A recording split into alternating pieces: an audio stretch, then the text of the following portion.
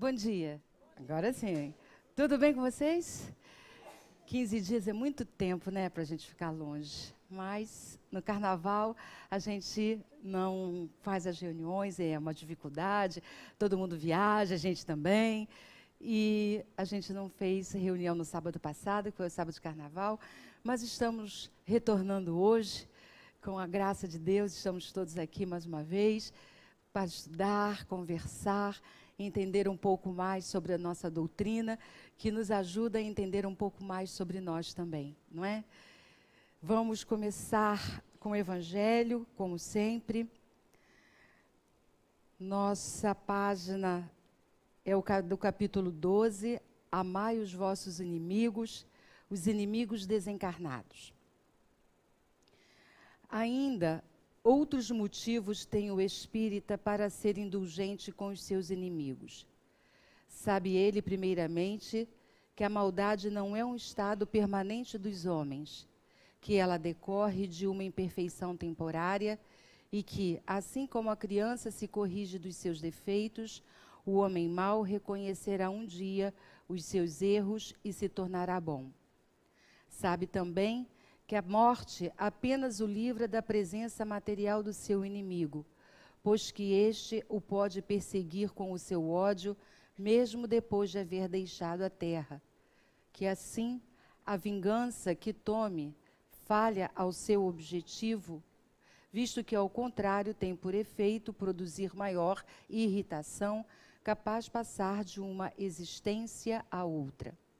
Cabia ao Espiritismo demonstrar, por meio da experiência e da lei que rege as relações entre o mundo visível e o mundo invisível, que a expressão extinguir o ódio com o sangue é radicalmente falsa, que a verdade é que o sangue alimenta o ódio, mesmo no além-túmulo. Cabia-lhe, portanto, apresentar uma razão de ser positiva e uma utilidade prática ao perdão e ao preceito do Cristo: amai os vossos inimigos. Não há coração tão perverso que, mesmo a seu mau grado, não se mostre sensível ao bom proceder. Mediante o bom procedimento, tira-se, pelo menos, todo pretexto às represálias, podendo-se até fazer de um inimigo um amigo antes e depois de sua morte. Com um mau proceder, o homem irrita o seu inimigo, que então se constitui instrumento de que a justiça de Deus se serve para punir aquele que não perdoou.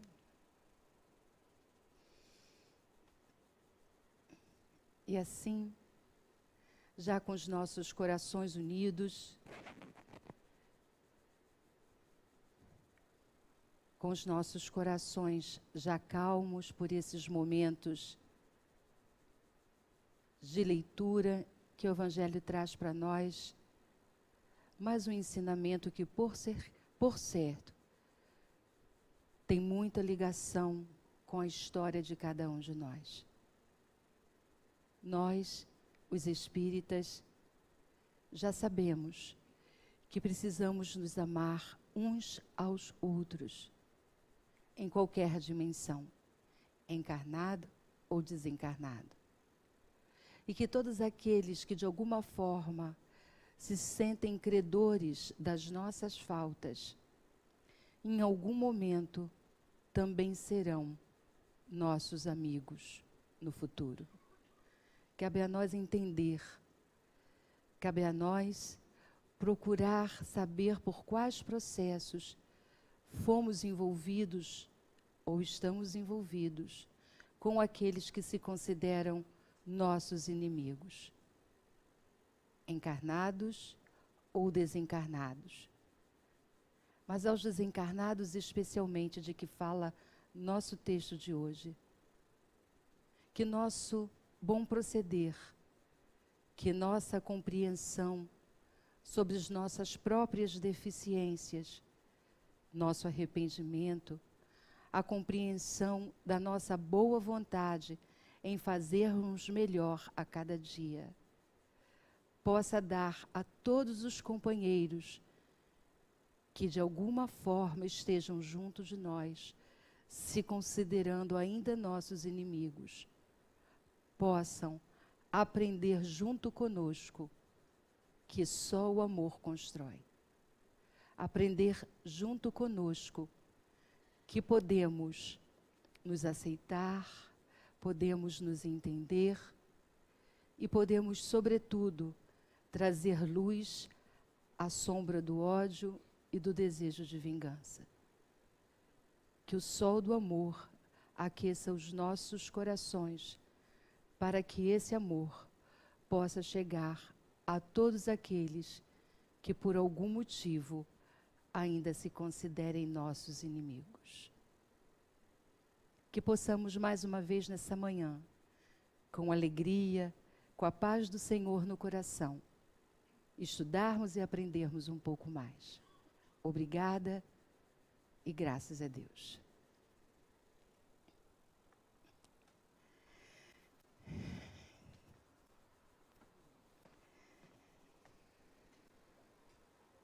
Então, lembrando que na última quinzena, a nossa proposta era falar de 3 personagens, né? De Allan Kardec, de Bezerra de Menezes e também do Chico Xavier. Acabou que não deu tempo, nós falamos somente do Allan Kardec e falamos também de Bezerra de Menezes. Então, hoje nós vamos concluir a nossa fala, que a gente está trazendo da última quinzena, para falarmos de Chico Xavier. Esse personagem que todos nós conhecemos, nosso contemporâneo, porque Allan Kardec e Bezerra de Menezes não foram nossos contemporâneos, mas Chico Xavier sim. Então, muitos de nós, para quem já estava na doutrina espírita, já está na doutrina espírita há algum tempo, Chico Xavier fez parte da nossa vida e nós pudemos acompanhar muitas coisas, muitos fatos da história de Chico Xavier, que nós hoje vamos lembrar um pouquinho. Trazendo sempre a reflexão de que Allan Kardec foi este homem, este personagem que trouxe para nós a doutrina dos espíritos organizada. Bezerra de Menezes foi aquele que unificou o espiritismo. E esses personagens trazem para nós muitos exemplos a serem seguidos. Mas, sobretudo, precisamos refletir que eles não estão distantes de nós ou distantes das nossas possibilidades. Tudo o que foi possível a Allan Kardec, tudo o que foi possível a Bezerra de Menezes, tudo o que foi possível a Chico Xavier, é possível também para nós. Não podemos mais nos distanciar, nos colocarmos distante dessas personagens, da mesma maneira que já não podemos nos colocar distantes de Jesus. Jesus foi este amigo, este irmão, que viveu como homem na terra, para trazer para nós o ensinamento maior do amor possível, daquele que existe já dentro de nós e que nós precisamos despertar. É para isso que estamos aqui. Nós vamos e voltamos com o propósito de entendermos essa essência divina que somos nós. E na medida em que a gente se sente muito longe, muito distante, a gente vai se acomodando, vai ficando inerte, pensando, ah, não, isso não é para mim. Porque isso foi Jesus quem fez. Isso foi Bezerra quem fez. E eu ainda não posso fazer isso. Posso. Precisamos tirar de nós essa questão da baixa autoestima. Porque orgulho e baixa autoestima têm a mesma raiz. O orgulho me leva a pensar, eu sou tudo. E aí o que acontece? Quando eu começo a perceber que não sou tudo, eu vou para outra polaridade. Se não sou tudo, então sou nada. Então eu saio da polaridade do orgulho distorcido, que me coloca acima do bem e do mal, que me faz olhar para o meu próprio umbigo apenas, porque o egoísmo é filho do orgulho, e aí eu transito para outra polaridade e me autodesvalorizo pela não aceitação e pela falta de amor por mim mesmo. Quando eu não reconheço a minha humanidade, eu deixo de acessar a minha divindade. Aceitar o humano que eu sou, com as falhas que eu ainda cometo, é aceitar que ainda sou assim, mas tenho todas as possibilidades de ser melhor, de me tornar diferente. Isso me faz lembrar um vídeo que eu recebi um dia desses, do padre Fábio de Mello. Não sei se vocês já viram, anda circulando aí pelo Zap, alguns de vocês podem até ter recebido. Bastante interessante. Estava falando, como ele sempre fala, para um número enorme de pessoas. E ele estava contando uma história, dizendo que ele tinha sido convidado para ir para o aniversário da Alcione, da cantora. E aquela história, todo mundo, Padre Fábio, não sei o quê, porque o padre também vira celebridade, né? Então, todo mundo quer tirar foto, aquele negócio, ele estava compartilhando essa situação. E ele muito bem-humorado, estava dizendo que ele só estava contando para todo mundo porque sabia que ninguém ia contar, era tão pouca gente ali. E ele pôde falar dessa situação. Quando ele chegou lá, todo mundo, vamos conversar e vamos tirar foto, ele olha e encontra, dá de cara com uma drag queen que estava na festa. E ele confessa o seu preconceito. E ele diz que pensou com ele mesmo, e se ela quiser tirar uma foto comigo também? O que eu faço? Como é que eu reajo? Isso é poder falar da sua própria fraqueza. E só se autoconhecendo muito, alguém chega para um público enorme e diz, eu tenho preconceito, passou pela minha cabeça, eu me preocupei com a minha autoimagem, ao invés de ser generoso com qualquer um que estivesse ali. Isso é humanidade. Isso é ver-se humano. É aceitar-se com as suas falências e com as suas potencialidades. Aí a coisa foi passando, é claro que ela queria, né? Tirar uma foto com ele. E ele respirou fundo e tirou a foto. Logo depois que essa foto foi tirada, a irmã da Alcione falou para ele, sabe o que essa pessoa faz? Ela recolhe as pessoas da rua, todos os maltratados, mendigos e homossexuais que são jogados no limbo da rua e leva para a casa dela. E limpa, e dá banho no seu banheiro, e dá comida, e acolhe, e coloca no colo quem está chorando. Isso é ser divino. Então, ele compartilha essa história de um padre que fala das suas falências morais e de uma figura, como a gente chama, de uma drag queen, que muitas vezes a gente está pronto a apontar o dedo e que exerce plenamente a sua divindade. Isso tem a ver com tudo o que a gente está falando.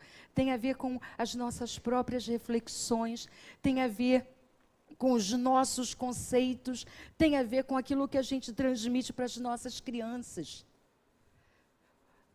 para aqueles que estão sendo orientados por nós nas nossas casas. Porque se a palavra, que é o que eu estou fazendo agora, convence, o que arrasta é o exemplo. Então, quando eu falo alguma coisa para minha criança e me comporto de outra, ela está ali, observando, olhando bem qual é a nossa atitude. E é muito bom a gente poder aprender aqui, eles lá. Porque depois nós podemos conversar na mesma linguagem. E isso faz bem para nós, para a nossa família. Vamos falar de Chico. Chico nasceu em 1910 e desencarnou em 2002. Teve uma orfandade materna aos 5 anos de idade, ele era bem criança, uma família de muitos irmãos, e ficou aos cuidados da madrinha, que se chamava Dona Rita. Dona Rita era muito boazinha para o Chico. Tudo que se podia fazer para uma criança, para maltratar uma criança, Dona Rita fazia. Dona Rita até espetava o garfo na barriga dele. E Dona Rita não tratava bem de jeito nenhum a Chico. Quando estava perto da morte da mãe do Chico, e ele foi lá, queria saber por que aquilo estava acontecendo, porque a mãe estava vendo o fim próximo e começou a distribuir os filhos. Você vai para lá, você vai para cá, eram muitos. E ela foi distribuindo, cabendo então a Chico ficar com Dona Rita, que era a sua madrinha. Dona Rita tinha um filho. E esse filho começou a ter uma ferida, abrir uma ferida na perna desse filho, que nada curava, nada tratava. Dona Rita foi numa curandeira lá de perto e a curandeira disse assim: esta ferida da perna do seu filho só será curada se ela for lambida durante um período por uma criança. Adivinha quem foi a criança que fez isso? Dona Rita, a madrinha do Chico, estava cuidando dele, levou essa ideia para casa e falou para o Chico: você precisa lamber a ferida do meu filho. Chico fez, lambeu. O garoto ficou bom. E aí ele pensa: ai, se todo mundo começar a ter ferida na perna e que vier para cá para eu poder curar. Assim começou a vida do Chico. Já novinho, ele sofria, ele ia lá para o quintal falar na árvore, era uma árvore, um lugar onde ele falava, e ele começava a chorar, e a partir dali ele começou a ver o espírito da mãe, que dizia para ele: fique calmo, Chico, tudo passa.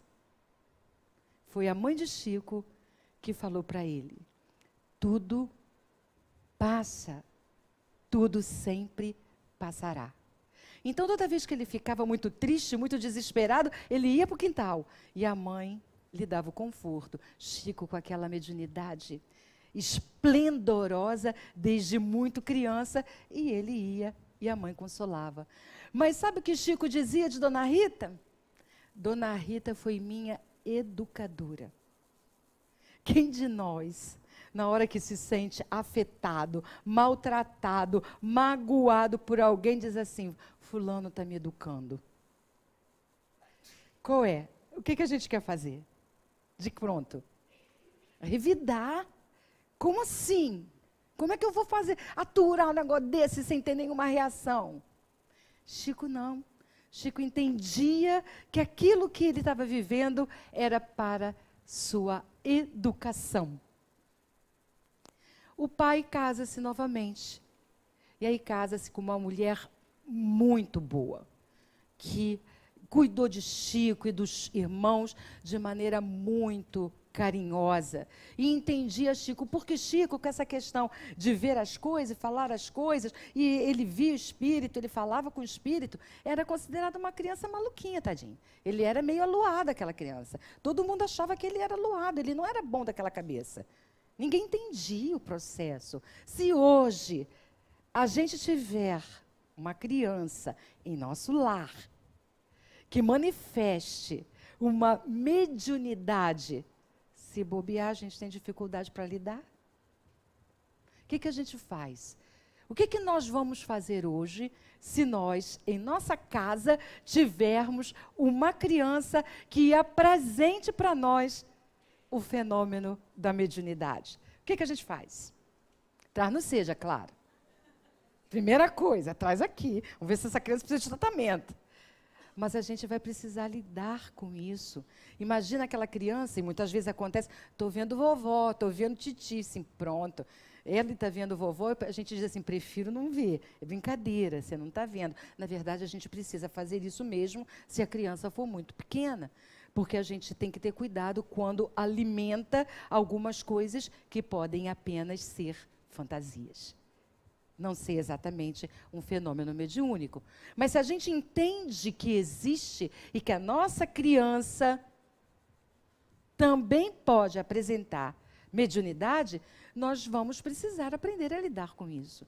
Imagina, lá naquela época, Chico, em 1910, quando ninguém entendia quase nada de espiritismo, como era. Era uma criança muito aluada. Mas, Dona Cidália, a madrasta, a mulher com quem o pai de Chico se casou, em segundas núpcias, Chico conta. Disse uma coisa de que não esqueço. Olha, Chico, eu não entendo nada disso. Ninguém entende, mas você é um menino inocente e está dizendo a verdade. Um dia, quem sabe, vai aparecer alguém que entenda e explique as suas visões e as vozes que você ouve. Essa foi a madrasta. Boa para todo mundo, que também desencarnou cedo.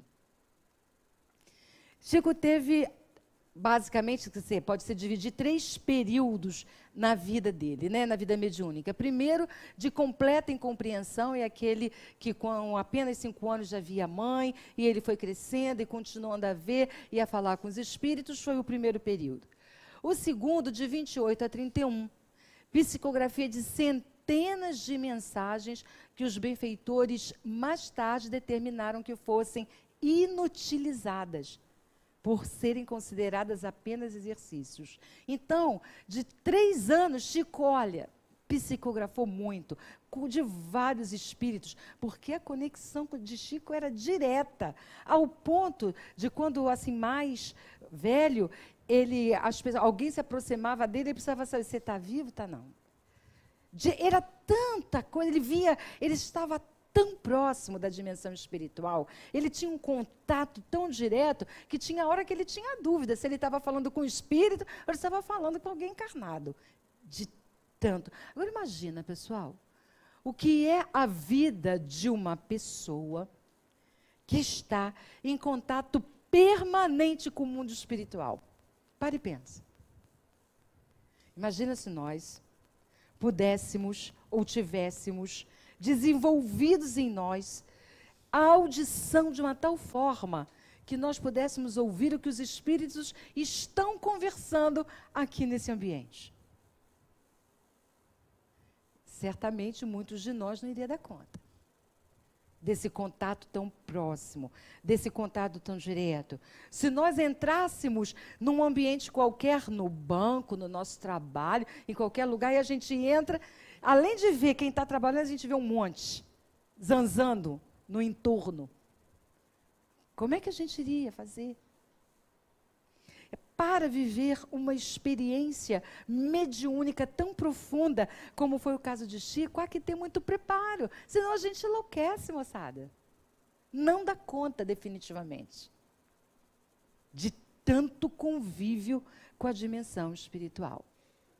E o terceiro começou, efetivamente, com a presença de Emmanuel, que assumiu o encargo de direção de todas as atividades mediúnicas.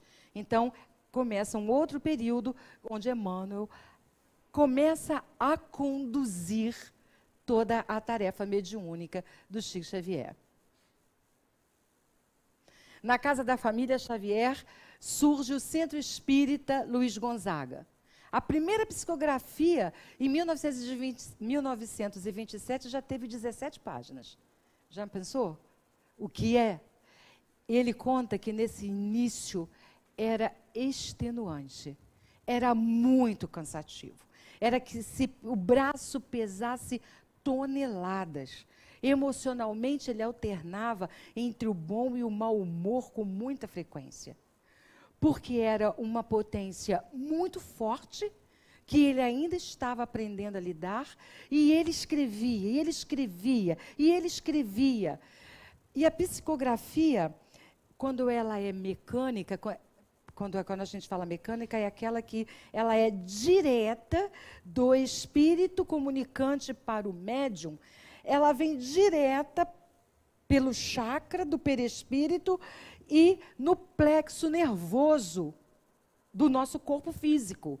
Vem direto para o braço, vem uma conexão direta. Não passa pelo cérebro, porque não dá tempo do médium pensar. Simplesmente escreve. Imagina, e a quantidade de exercícios, e Chico o tempo todo, ó, escrevendo, escrevendo, escrevendo, escrevendo. Era muito extenuante. Era muito cansativo. E mexia muito com a emoção. E o primeiro encontro, então, com Emmanuel acontece em 31, justamente quando ele descarta as mensagens anteriores e começa o novo período. Até a chegada de Emmanuel, minha tarefa mediúnica era semelhante a uma cerâmica em fase de experiências, sem um técnico eficiente na direção.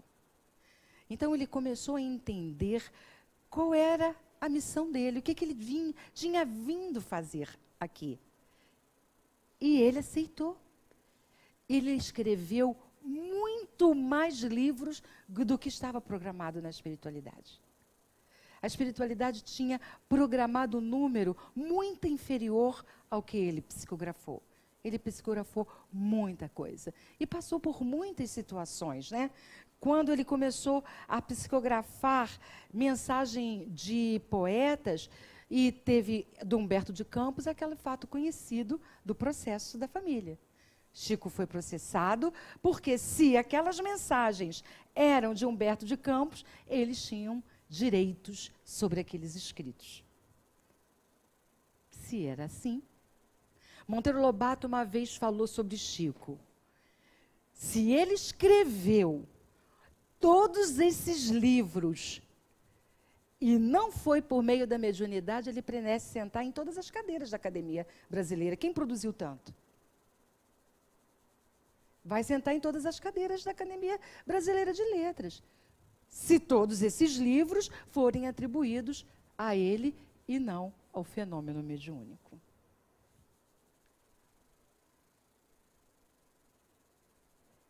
Vai ou não vai?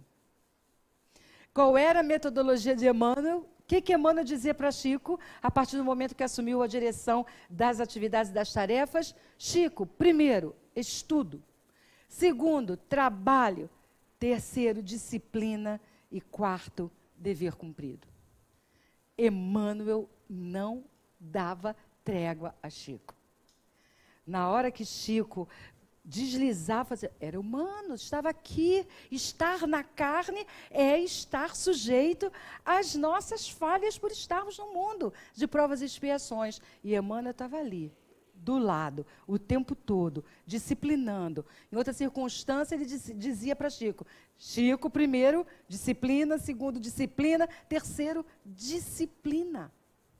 Porque se você não tiver disciplina, você não vai escrever os livros que estão programados nesse trabalho que você trouxe na vida. Muitas críticas. Muitas críticas. Imagina com esse fenômeno que ele era de mediunidade, que ninguém compreendia, lá no início do século, na primeira metade do século passado, como é que ele precisou lidar com isso? E ele dizia, a princípio me afligi com essas críticas, mas o nosso Emmanuel Emmanuel acalmou-me dizendo que dar muita resposta sobre os casos seria perder tempo. E acentuou que todos os inimigos do Espiritismo, quando sinceros, mudam de opinião depois de desencarnados. Olha que lição que Emmanuel dava para Chico. Todo inimigo sincero do Espiritismo, após o desencarne, muda de opinião. Por quê? Porque encara a realidade frente a frente. Ele poderia ser um inimigo porque ele não entendia e não aceitava. Mas estava sendo sincero nas suas próprias convicções. Da mesma maneira que Saulo era sincero nas suas convicções, até que Jesus o encontrou na estrada de Damasco e ele se tornou Paulo, inteiramente preparado para dar conta daquilo que Jesus tinha ensinado. Então, ele era um perseguidor, com todas as condições de se tornar um seguidor, na mesma existência. É o que acontece com os inimigos sinceros, porque quando eles entram na dimensão espiritual, depois de acessarem o conhecimento do Espiritismo, eles entendem, é assim, a verdade é essa, os fatos são efetivamente esses. Exigência de Emmanuel a Chico como educador. No trato com os outros, porque diz ele que, no trato com o próximo, a luz do Evangelho de Jesus deve ser comunicada de quem fala para quem ouve. Então, Emmanuel disse, você é um educador, aprenda a tratar as pessoas. O exemplo de um educador está na forma como você trata e lida com as pessoas. E ele conta, quando converso com qualquer pessoa em voz áspera, com impaciência, com agressividade, com anotações de maledicência ou azedume, ele deixa passar os meus momentos infelizes e depois, principalmente quando entro em meditações e preces da noite, ele me repreende severamente, lamentando as minhas faltas. Isso também é humanidade. É Chico dizendo do azedume, das coisas que ele fazia, da impaciência que ele tinha muitas vezes com as pessoas. E aí tem uma história dele com o cão, quer dizer, na verdade não é do cão com a irmã, na história tem ele, o cão, a irmã, a vizinha e Emmanuel. Ele tinha uma ligação muito forte com todos os animais. Os animais chegavam perto dele e se sentiam felizes e queriam estar perto de Chico. Ele tinha uma relação de muito amor com os animais. Teve uma cadela chamada Boneca, que foi amiga dele durante muito tempo, e era um amor que ele tinha por aquela cachorra e a cadela por ele também. Um dia ele chega em casa e encontra um cachorro muito maltratado. Ele estava com a pata quebrada, com muita dificuldade de andar. Parecia que o cachorro tinha sido atropelado. Já essa época, Chico trabalhava durante o dia no seu trabalho, à noite ia para o centro, atendia com atendimento fraterno e psicografava até muito tarde. Todos os dias Chico fazia isso. E ele chegava em casa para cuidar daquele cachorrinho, que tinha chegado na porta dele por acaso. E ele alimentava, e ele limpava, comprava remédio do seu salário, que era bem suado e bem pouquinho, e ele cuidava do animal. No dia seguinte, o animal não estava bem, ele tinha saído do lugar, estava sujo. Chico chegava, tarde da noite, limpava aquele cachorrinho, dava de comer, agasalhava aquele cachorrinho, cuidava do cachorrinho. E o cachorrinho com aquela situação, com aquele problema, e aquela história foi se prolongando. Um dia, ele chega e ele percebe que o cachorro está morrendo. E aí ele chega perto do cachorrinho, parecia que o cachorrinho só estava esperando ele chegar, abana a cauda para ele e morre. Ele ficou muito triste porque ele não tinha conseguido recuperar o animal e a vida foi passando. Um dia, A irmã chega para Chico e fala: meu irmão, eu tenho uma coisa para lhe contar. Aquele cachorrinho, ele não morreu de morte natural. Aquele cachorrinho morreu envenenado pela nossa vizinha. E ela disse: eu não estou inventando, ninguém veio me contar. Foi ela mesma que me disse que deu o veneno para o cachorro, porque ela estava com muita compaixão de você, que trabalhava muito, no centro até muito tarde, todos os dias você chegava ainda para cuidar do cachorro, então ela ficou com pena de você e achou que essa seria a melhor solução. Chico chorou muito, ficou muito triste com toda essa história, e aquela tristeza no coração, e aquilo não passava. Um dia, Emmanuel falou para ele: Chico, não dá para continuar. Essa sua tristeza está atrapalhando o nosso trabalho. Você não está com o seu coração livre para continuarmos a tratar dos assuntos que precisamos tratar. Aí Chico responde: mas o que você quer que eu faça? Ela matou o meu cachorrinho. Você vai fazer o seguinte: você vai procurar saber do que a vizinha gosta ou está precisando e vai dar um presente a ela. Aí Chico: como assim? Ela que mata o meu cachorro e eu é que vou dar um presente para ela? É isso que você vai fazer. Você vai dar um presente para sua vizinha. A irmã, então, se encarregou de procurar saber o que poderia ser e chegou para Chico e disse: olha, o que ela está precisando é de uma máquina de costura. Porque se ela começar a costurar, com aquilo que ela fizer, ela vai ajudar nas tarefas domésticas e ela vai conseguir equilibrar melhor o orçamento. Chico foi, com aquele salário minguadinho que ele tinha, comprou a máquina de costura lá, suaves prestações, não sei onde, na loja na época, e foi levar a máquina para a vizinha. Quando ele chegou com a máquina de costura e entregou para a vizinha ficou tão feliz e saiu do coração da vizinha uma ternura tão grande no abraço que ela deu em Chico, que aquela vibração de amor retirou a tristeza do coração do Chico.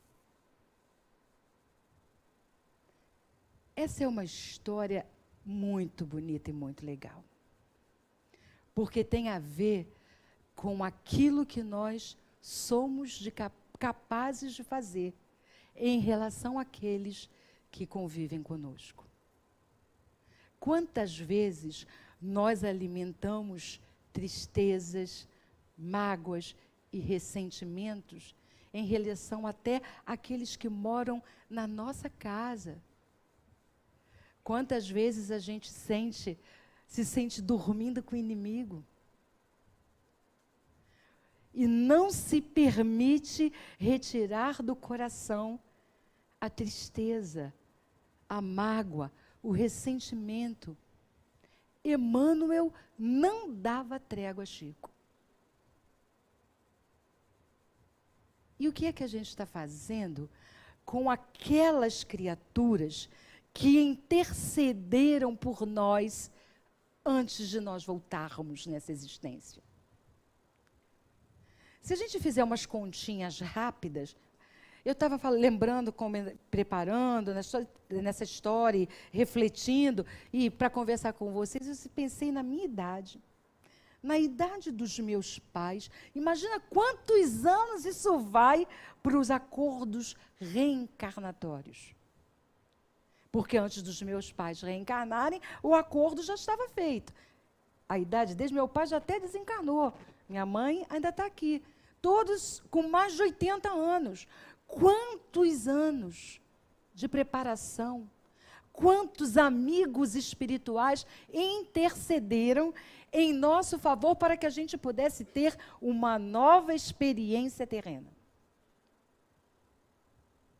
E eles estão atentos, testemunhas do que nós estamos fazendo da existência.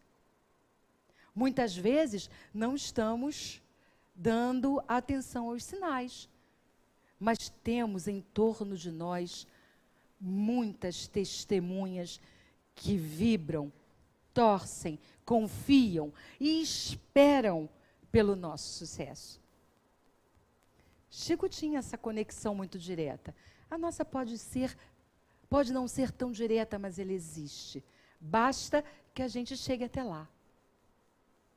Então, estamos todos envolvidos neste mesma vibração para que possamos dar conta das nossas tarefas, dos nossos compromissos. Cada um tem os seus. Chico não veio com o compromisso de ter família, nós viemos. Nós nascemos com esse compromisso de constituir famílias, de termos crianças sob a nossa responsabilidade. E o que estamos fazendo? O que estamos aprendendo para transmitir esse aprendizado aos nossos miúdos, aos nossos pequenos, que estão o tempo todo nos testando. Eles são fogo. A criançada hoje esperta demais. Então, eles estão o tempo todo atentos, testando, mostrando, trazendo lições. E a gente não pode esquecer, nossos meninos têm biografia própria. São espíritos que chegam às nossas casas com as próprias experiências, com seu próprio conteúdo, que faz parte das vidas que eles já viveram. Então, Chico psicografou 451 livros, 39 publicados após o seu desencarne. Nunca se declarou autor de qualquer delas ou recebeu qualquer valor decorrente da sua venda. O valor recebido era integralmente destinado aos necessitados. Inclusive, Chico dizia, se Allan Kardec tivesse dito que o espiritismo seria a religião do futuro, eu teria deixado o espiritismo. Ainda bem que Allan Kardec disse que o espiritismo é o futuro das religiões. Fundou mais 2 centros espíritas, o Caminho da Prece e Comunhão Espírita Cristã, em Uberaba. Desencarnou em junho de 2002, no dia em que o Brasil festejava a vitória na Copa do Mundo. Ele dizia, quero morrer num dia em que os brasileiros estejam felizes.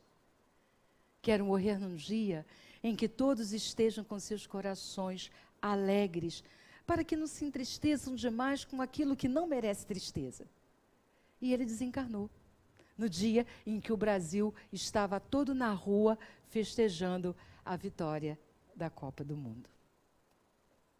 Esse foi Chico, que a gente pode trazer em relação a Allan Kardec, a Bezerra de Menezes, que a gente vinha falando, e a própria vida de Chico, para falarmos um pouco de caridade material e de caridade moral. A própria definição, o conceito da palavra diz que é uma disposição favorável em relação a alguém em situação de inferioridade física, moral, social. Pode ser traduzido também, ou ter também um significado de compaixão, benevolência e piedade. Quando a gente pensa em caridade material, a gente está pensando em quê? Naquela doação que Iraci pede da reunião. Nós estamos precisando de ajuda porque a gente dá 10 toneladas de alimento, a gente está precisando de produtos para a nossa cozinha, a gente está precisando de agasalhos. Quando a gente pensa em caridade material, a gente está pensando em necessidade material. E quando a gente pensa em caridade moral, o que é caridade moral? O que ocorre para vocês quando a gente fala de caridade moral? O que é uma caridade? O que pode ser? O que ocorre? Já falei demais, pessoal, está na hora de vocês.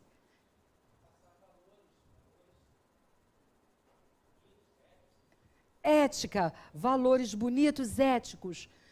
Quando é que eu estou, em alguma circunstância, fazendo ou realizando uma caridade moral? Vamos pensar. Porque dentro das nossas casas, talvez a gente não esteja precisando de caridade material.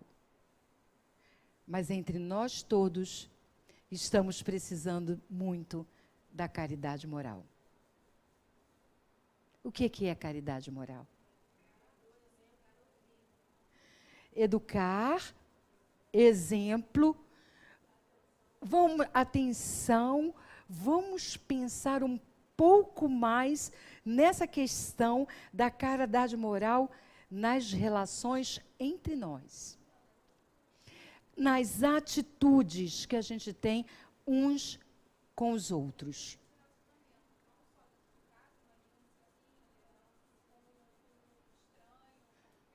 Nos nossos relacionamentos, não só familiares, mas com amigos, vizinhos ou com qualquer criatura que a gente entre em relação. Ok.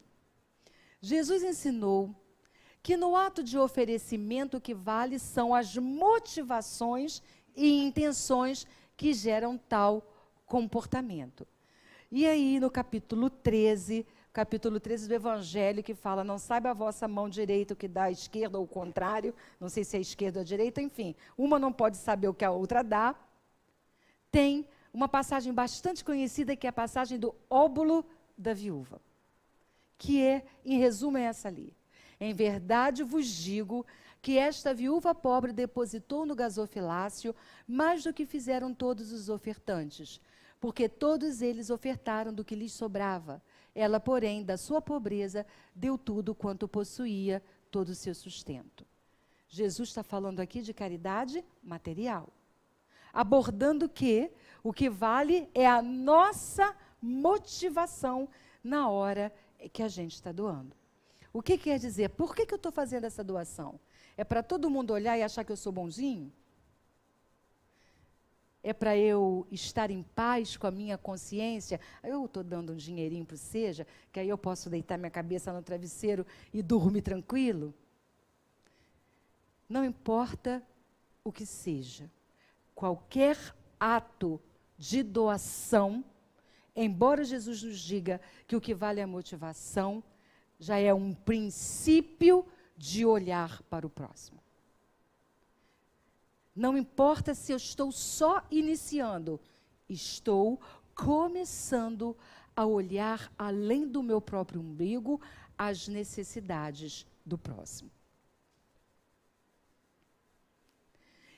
E no Livro dos Espíritos tem a pergunta 886 que Kardec faz. Qual o verdadeiro sentido da palavra caridade como entendia Jesus? E aí nós vamos falar do sentido verdadeiro da caridade moral. Os Espíritos respondem: benevolência para com todos, indulgência para com as imperfeições alheias e perdão das ofensas. Esse é o que a gente chama do BIP da caridade. O BIP tem a ver com a benevolência, com a indulgência e com o perdão. Então, quando nós estávamos falando o que é a caridade moral, como é que a gente está exercendo a caridade moral, a gente está falando, estamos sendo benevolentes? Estamos sendo indulgentes? Estamos perdoando? Isso também vale para nós mesmos. Porque da mesma maneira que eu preciso ser ou ter caridade para com o próximo, eu preciso também ter caridade para comigo mesmo. Lembra quando a gente começou a falar lá no início do orgulho e da baixa autoestima? Se eu não sou benevolente comigo mesmo, eu não aceito minha própria humanidade. Se eu não sou indulgente comigo mesmo, eu não aceito a minha própria humanidade. Se eu não me perdoo, eu não aceito a minha humanidade. E se eu não sou benevolente, indulgente comigo mesmo e não me perdoo, dificilmente vou conseguir ser benevolente ou indulgente com o próximo ou perdoar o próximo. primeiro tem a ver comigo. E isso vem pela via do autoconhecimento. Quem eu sou? Por que me comporto de determinada maneira? Por que algumas coisas acontecem e me provocam uma irritação? Por que eu fico irritado? Por que algumas coisas me maltratam tanto? Elas me maltratam ou sou eu que permito que elas me maltratem? Porque quando eu entendo que aquela situação não tem a ver comigo, eu não aceito com os braços abertos. Eu só troco farpas, eu só troco mágoas e ressentimentos porque eu estou no mesmo psiquismo do outro. Então não adianta apontar o dedo. A caridade moral tem a ver fundamentalmente com o não julgamento. Porque enquanto eu me considero pronto para apontar o dedo, eu não estou pronto para exercer a caridade moral. Eu só consigo ser benevolente na medida em que abro mão do julgamento que eu faço do outro. É preciso que a gente cada vez mais compreenda que se o outro se comporta de uma determinada maneira, é porque melhor ele não pode fazer. Mas a gente espera que o outro faça aquilo que nos deixa feliz, sim.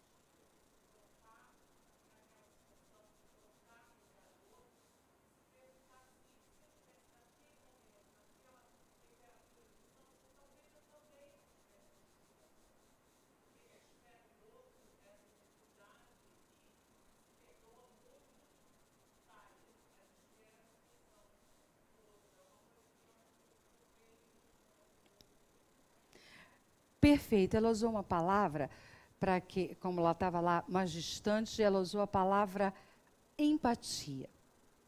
Empatia quer dizer exatamente isso. Se colocar no lugar do outro. É claro que a gente não consegue se colocar integralmente no lugar do outro, porque a gente não está vivendo aquela experiência. Mas é poder refletir, como a nossa companheira falou. Fulano está se comportando dessa ou daquela maneira. Há de ter os seus motivos. Muitas vezes a gente não quer reconhecê-los. E já perceberam que às vezes a gente analisa, vou tirar a palavra julgamento. A gente analisa, interpreta situações tendo posse somente de um lado da moeda. Contar uma história de um trabalho que eu faço profissionalmente também. Eu faço um trabalho que a gente chama de auditorias e auditorias de sistemas de gestão. Dentro de auditorias de sistema de gestão, quando a gente prepara auditores e faz o curso de auditores, a gente conta uma historinha que tem muito a ver com o que a gente está falando agora. Então, ia pelo trem um auditor experiente e um auditor que estava começando as suas atividades naquele momento. Eles passam, olham na colina e veem uma ovelha. O auditor menos experiente fala para o mais experiente: aquela ovelha está tosqueada. O mais experiente responde: não podemos dizer que ela está tosqueada, porque só estamos vendo um lado dela. Para eu poder dizer que ela está tosqueada, eu precisava ver o outro lado da ovelha. A gente interpreta lá no meu trabalho de uma forma, vou interpretar para nós aqui de outra. O que isso quer dizer? É que todas as vezes que nós estamos analisando, não estou nem falando julgando, situações, não temos nas nossas mãos todas as informações. Mas a gente se sente no direito de fazer isso. E muitas vezes temos atitudes de condenação do próximo. Desse próximo que está ali junto de nós. É preciso que a gente comece a perceber, e isso é o quê? É atenção. É vigilância. É a gente olhar, opa, estou fazendo isso de novo, escorreguei, eu vou escorregar inúmeras vezes. E aí eu vou pensar, não é esse o meu papel. O meu papel é de acolher. Não quer dizer conivência. Acolher significa dizer, compreendo, embora possa muitas vezes não concordar.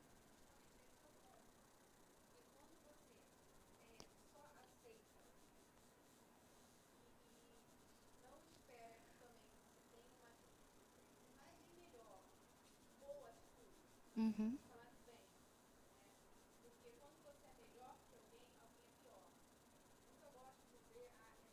Uhum.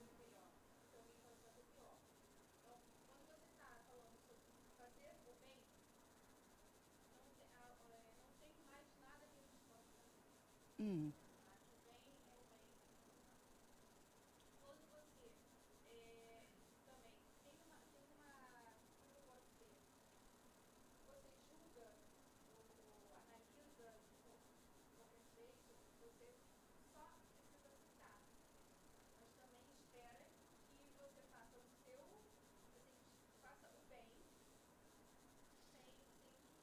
Eu vou fazer o bem possível, sem... Quando a gente fala não julgar, a gente não está associando a conivência com aquilo que efetivamente está errado. Então a gente diz, eu condeno o pecado, mas não condeno o pecador, mas acolho o pecador. O que está errado?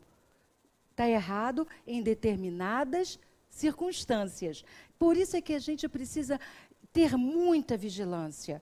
E na hora que a gente está lidando com as pessoas, na nossa vida de relação, dentro de casa, com o nosso parceiro ou parceira, com os nossos filhos, com as pessoas da família, com os amigos, com o chefe, colega de trabalho, na casa espírita, não importa o ambiente onde a gente esteja, nós somos seres humanos do mesmo jeito.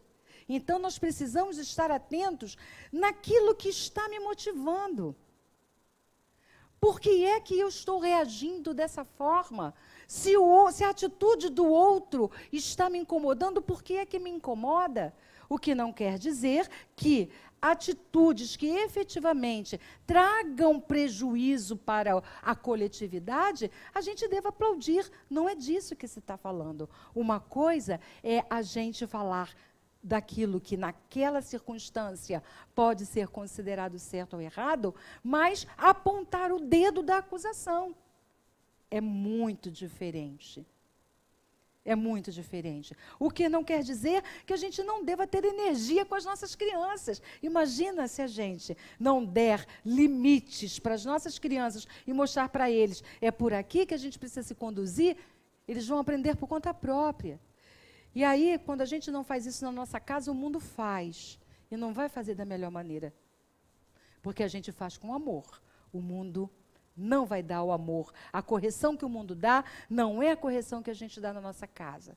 E é preciso. E a gente vai, para quem já educou, está educando, sabe que educar dá um trabalho danado.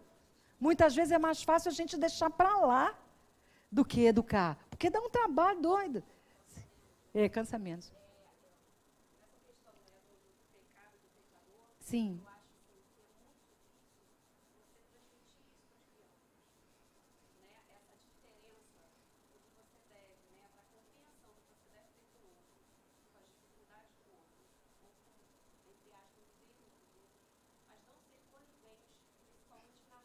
Uhum.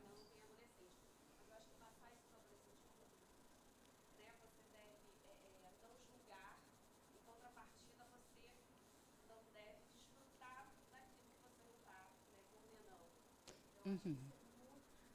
A nossa amiga está dizendo que é muito difícil lidar com algumas questões com as nossas crianças e conforme eles vão crescendo, parece que a dificuldade vai aumentando. E é real, porque o que é o apelo do mundo?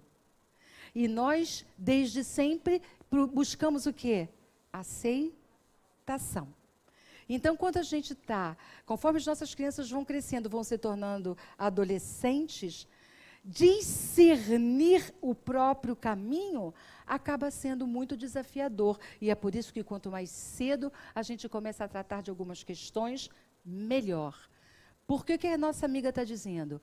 É muito, como é que a gente explica para a nossa criança para que ela entenda que o fato está errado, mas eu não preciso excluir quem errou. Que é a mesma coisa que a gente não faz assim, a gente não exclui da nossa vida, do nosso convívio, aqueles que a gente acha que são errados. Por isso é que a gente conversa entre nós aqui, para podermos refletir nas nossas próprias condutas em relação aos nossos pequenos. Será sempre um desafio muito grande falar de caridade e de caridade moral, porque da material é mais fácil falar. A moral é mais difícil. Falar de benevolência, falar de indulgência, falar de perdão, quando às vezes a gente está querendo corrigir a criança e ela vai falar para a gente, você não está sendo benevolente comigo. Eles são espertos, eles vão falar, você não está sendo benevolente comigo, você não está na hora de benevolência, tá, companheiro? Não é? É um desafio. A gente vai aprendendo muitas vezes com os nossos próprios erros. E muitas vezes a gente diz assim, no passado a gente dizia, não vou fazer com os meus filhos os que os meus pais fizeram comigo. E a gente daqui a pouco está fazendo, reproduzindo tal e qual os modelos que a gente em algum momento diz, eu não quero isso para a minha vida e jamais vou fazer isso com os meus filhos. Algumas coisas a gente pode e deve modificar, e outras a gente vai reproduzir mesmo, porque foram essas coisas que fizeram da gente quem a gente é. De alguma forma a gente chegou até aqui, não é verdade? Continuando. Fora da caridade não há salvação.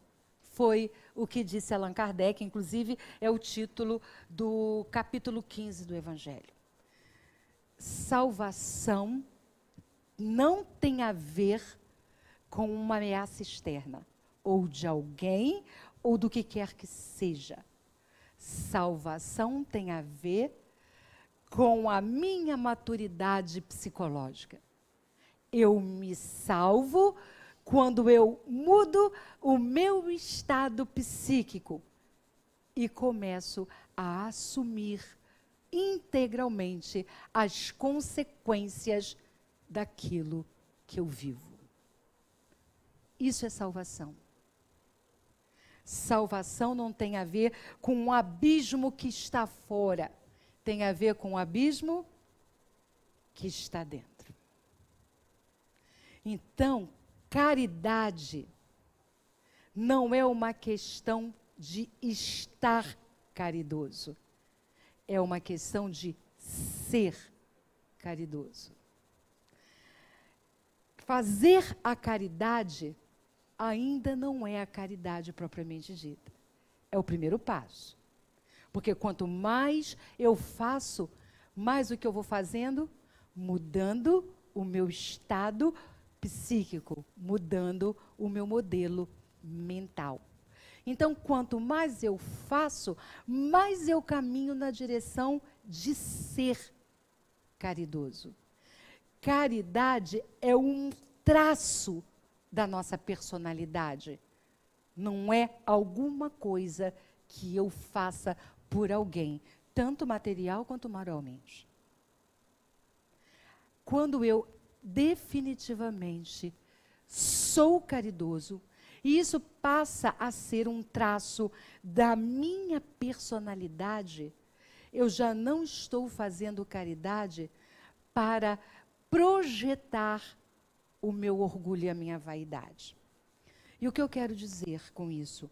Que até quando eu penso que estou sendo benevolente, indulgente, eu posso simplesmente estar projetando o que eu quero no outro. Eu vou falar para ele aquilo que eu penso que ele precisa fazer ou ser, e não aquilo que efetivamente ele é ou possa fazer. Tem a ver com a empatia. Tem a ver com eu entender efetivamente qual é o momento do outro. Quando isso passa a ser um traço da minha personalidade, eu sou caridoso. Pois não?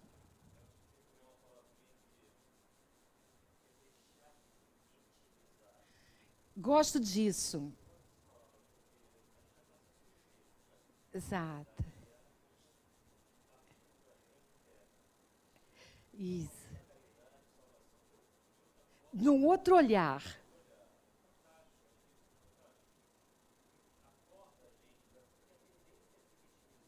É isso.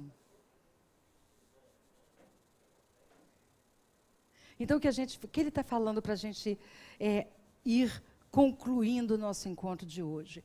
Ele está falando que enquanto eu me sinto vítima da situação ou das pessoas, eu ainda não consigo ser caridoso.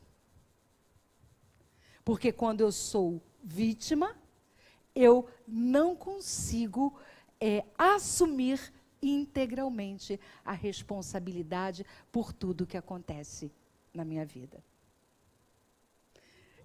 Quando eu ainda terceirizo a responsabilidade ou até a culpa mesmo e digo, eu estou vivendo esta situação por sua causa. Olha só, moçada, quando a gente estiver dizendo assim, estou vivendo isso por causa de... Para tudo que está na hora de rever. Eu não vivo mais nada por causa de. Eu vivo tudo por causa de. É um exercício. Da mesma maneira que eu vou começar a fazer o exercício da caridade material, que é doar alguma coisa aqui para o SEJA ou para qualquer outra instituição, e eu começo a fazer, e a frequência, aquilo vai ficando frequente na minha vida, e acaba que aquilo faz parte de mim, se eu não fizer, aquilo já não é, eu já não sou mais eu. Da mesma maneira, eu vou começar a fazer o quê? A olhar para os fatos, para as ocorrências e dizer, isto que está aqui reflete quem eu sou. Reflete o que eu sou. Nada muda se eu também não mudar. Então, fora da caridade não há salvação, esta caridade tem também esse olhar profundamente psicológico, que é entender que eu não estou caridoso. Eu sou caridoso quando eu começo a assumir integralmente a responsabilidade por tudo que acontece e consigo, com isso, Já que eu assumo a responsabilidade, eu começo a aceitar minha humanidade, a ver me ver exatamente como eu sou. E por isso posso aceitá-lo exatamente como você é. Vivendo a sua experiência evolutiva possível. Porque cada um de nós vive a experiência evolutiva que é possível para cada um. Quando eu entendo, eu absorvo, eu compreendo essa realidade, eu entendo a profundidade da palavra caridade, que é mais do que dar alguma coisa a alguém. E finalizando com uma frase de Chico que eu gosto muito, porque é a mensagem da esperança, da confiança, da alegria, do poder que está em nossas mãos de refazer toda e qualquer coisa. E Chico dizia, embora ninguém, não tem importância, embora ninguém possa voltar atrás e fazer o passado, todo mundo pode recomeçar e fazer um novo futuro. O futuro é o que é o presente hoje. Então, o que passou, aprendamos com o que passou. Vamos trazer as experiências daquilo que a gente viveu. E com isso, nos fortalecermos para fazermos um novo fim. Quantas vezes forem necessárias. Porque o processo de Jesus não é de sacrifício nem de Deus, não é sacrifício, mas é de misericórdia. E por misericórdia, podemos sempre recomeçar. Que Jesus nos abençoe nesse sábado, nesse fim de semana, até que possamos novamente nos encontrar. Quem gostaria de fazer a nossa prece de encerramento? Não? Nenhum voluntário? Então vamos respirando essa atmosfera de amor e de bênçãos e de luzes, trazida por tantos amigos que estão junto de nós, nos amparando e nos protegendo. Nós agradecemos por estarmos aqui.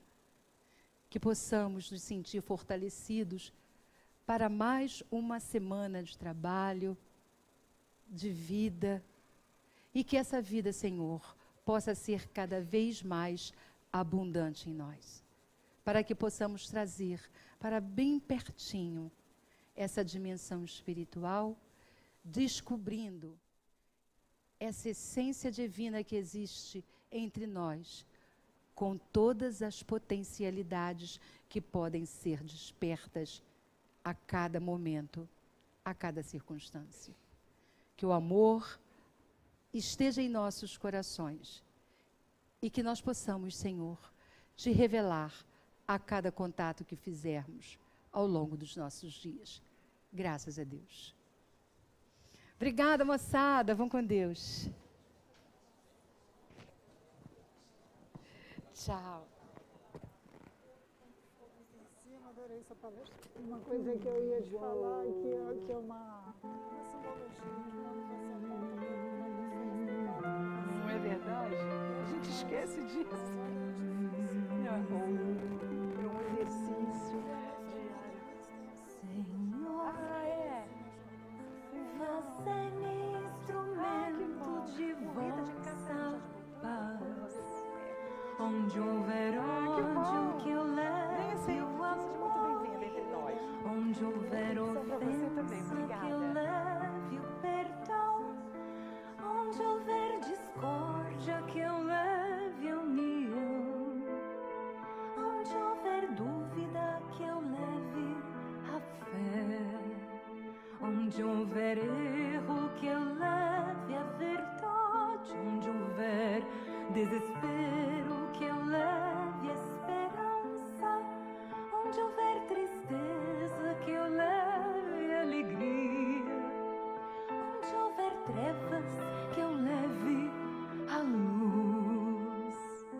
Ó Mestre, fazei com que eu procure mais consolar, que ser consolado, compreender, que ser compreendido, amar, que ser amado, pois é dando que se recebe, é perdoando que se é perdoado, e é morrendo que se vive para a vida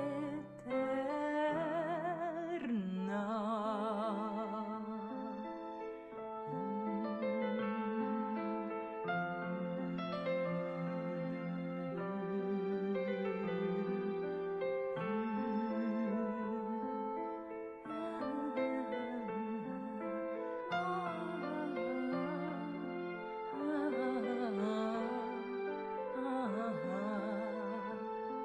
Ó Mestre, fazei com que eu procure mais consolar, que ser consolado, compreender, que ser compreendido, amar, que ser amado, pois é dando que se recebe, é perdoando que se é perdoado, e é morrendo que se vive para a vida